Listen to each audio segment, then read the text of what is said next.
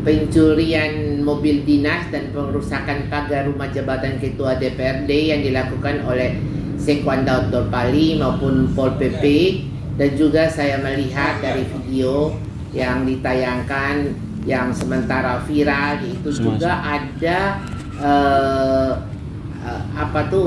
pemadam kebakaran yang baju biru dan juga beberapa staf Sekwan yang hadir. Pada waktu itu saya berada di kamar dan sementara istirahat karena pagi itu saya ada kegiatan keluarga untuk acara sembahyang sekitar hampir jam 7 pagi, makanya agak sedikit kecapean sehingga saya istirahat dan menggantikan baju untuk ke bank pada waktu itu, tapi masih menunggu sopir yang sementara di kuburan untuk acara keluarga itu dan mengantar saudara ipar yang sementara ke bandara. Untuk itu perlu saya jelaskan kepada Bapak Mama Saudara seluruh masyarakat di Kabupaten Alor, di Provinsi Nusa Tenggara Timur maupun di seluruh Indonesia yang telah mendukung saya dalam kondisi yang tersolimi, difitnah, dimaki dengan jabatan Ketua DPRD Kabupaten Alor karena saya menyampaikan pendapat pada rapat integrasi dengan KPK pada tanggal 19 Oktober 2022 di Hotel Aston Kupang, yang mana memohon KPK untuk hadir di Kabupaten Alor untuk melihat secara langsung pembangunan maupun kegiatan-kegiatan kemasyarakatan dan terindikasi korupsi uang negara yang dilakukan oleh pejabat-pejabat di Kabupaten Alor. Karena saya sebagai Ketua DPRD juga sebagai Ketua Badan Anggaran, makanya saya memohon KPK untuk hadir di Alor. Dari dasar itu maka pemerintah telah membuat surat kepada DPR dan pengaduan dari teman-teman DPR, dan sekarang sementara proses di Tun Kupang dalam tahap yaitu pemberkasan dari masing-masing pihak penggugat maupun tergugat menyampaikan bukti-bukti.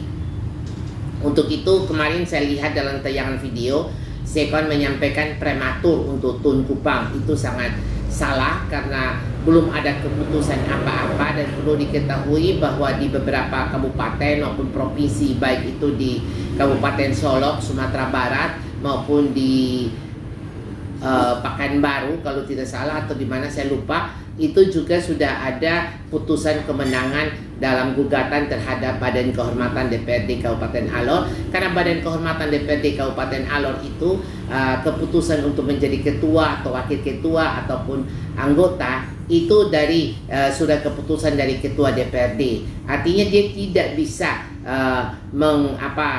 membuat ketua DPR untuk diberhentikan. Ketua DPR itu diangkat dengan SK gubernur. Berarti harus ada keputusan dari gubernur atas usul partai politik, dalam hal ini PDI Perjuangan, supaya jelas.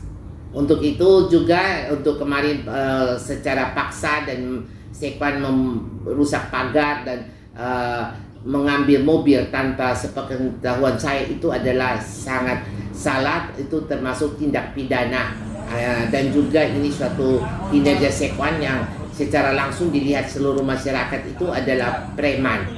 Kenapa saya katakan begitu? Sebenarnya Sekwan ini dia mengerti dan paham aturan tentang bagaimana administrasi yang harus dia jalani. Misalnya kemarin dia datang ambil mobil, itu dia harus ambil surat penarikan mobil dari bupati kepala daerah, karena bupati itu adalah pemilik aset untuk daerah kabupaten. Yang kedua, Sekda itu sebagai pengelola aset. Sekwan maupun OPD itu sebagai pengguna aset. Aset. Jadi itu kalau kemarin seperti saya dilantik menjadi ketua DPR, itu rumah jabatan ataupun mobil itu dibuat berita acara oleh Sekwan, karena Sekwan itu sebagai pengguna aset. Artinya dia memberikan sesuai dengan keputusan gubernur dan jabatan hak protokoler saya, itu dia memberikan mobil dan rumah jabatan. Tapi kalau ada permasalahan itu harus ada keputusan atau surat penarikan dari bupati sebagai pemilik aset. Bukan datang bongkar pagar lalu mengambil itu mobil seolah-olah gaya preman. Itu tidak bisa. dan tanpa ada surat-surat juga Pol PP juga ikut. Jadi ini salah dalam prosedur, sehingga masyarakat semua ketahui tentang seorang sekwan yang dalam tutur kata dan cara berbicara yang bergaya premanisme ataupun bergaya rasis. Saya punya rekaman dia ada bergaya rasis dalam menyampaikan siapa saya, Ketua DPRD Kabupaten Alor.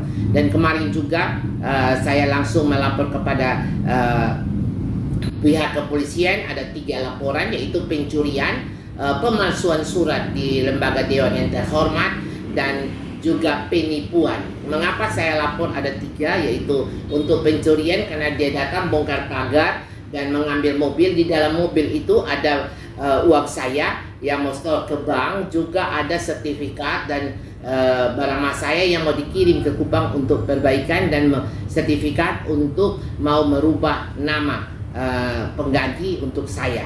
Itu yang ada di dalam mobil. Yang kedua yaitu itu nomor laporan polisi nomor 84. Nomor 85 itu tentang pemalsuan dokumen. Pemalsuan dokumen rapat untuk memberhentikan ketua DPRD itu, sekwan membuat paripurna internal yang tidak sesuai dengan tata tertib DPR.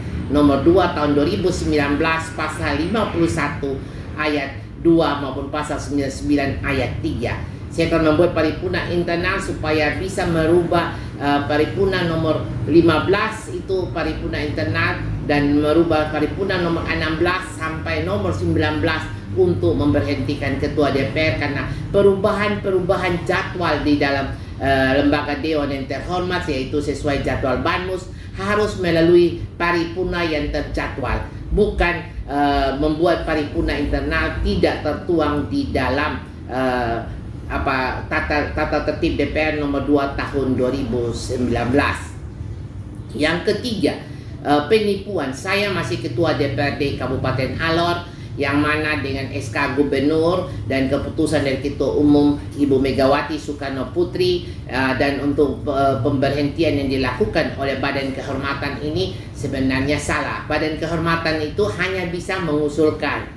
Lalu keputusan dari gubernur juga harus menunggu keputusan dari partai politik. Tidak bisa Badan Kehormatan memberhentikan. Memberhentikan itu kecuali ya anggota atau pimpinan atau ketua DPRD itu melanggar tindak pidana. Itu langsung bisa diberhentikan sementara. Tapi kalau kode etik yang atas terindikasi persekongkolan bersama dengan sengaja dan sadar untuk anggaran APBD tahun anggaran 2023 dengan modus untuk kudeta terhadap jabatan ketua DPR yang tidak boleh mengikuti persidangan karena terindikasi korupsi secara berjamaah, maka mereka secara bersindikat bersekongkol untuk melengsarkan ketua DPRD ini tetap akan dipantau oleh KPK RI. Dan juga perlu masyarakat tahu bahwa ketua Badan Kehormatan DPRD Kabupaten Alor dengan teman-teman Komisi 1, 2, 3 itu adalah pencuri uang rakyat. Mengapa saya katakan pencuri uang rakyat?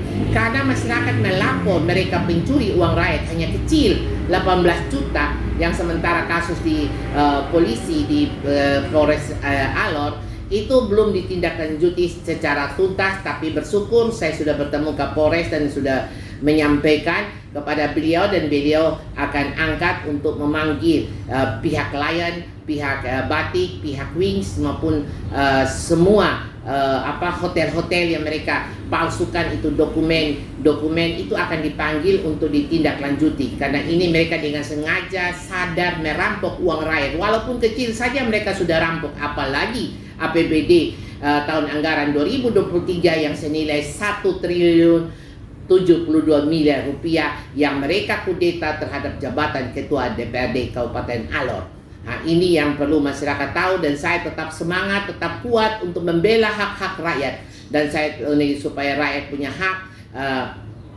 bisa langsung untuk kesejahteraan masyarakat dan mendukung program-program untuk rakyat sehat, rakyat kenyang maupun rakyat pintar. sehingga masyarakat semua apa yang diperlukan dalam kondisi sulit, baik itu seroja, baik itu kelangkaan beras dan lain-lain, itu semua bisa terakomodir baik di dana hibah, dana bansos.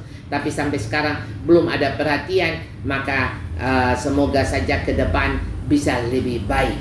Ini saja yang dapat saya sampaikan kepada Bapak, Mama, adik, kakak, bersaudara maupun seluruh masyarakat Indonesia. Saya tetap kuat dan semangat. Saya mohon dukungan doa supaya saya bisa memberantas terindikasi korupsi berjamaah di Kabupaten Alor. Terima kasih, Tuhan memberkati kita semua. Amin.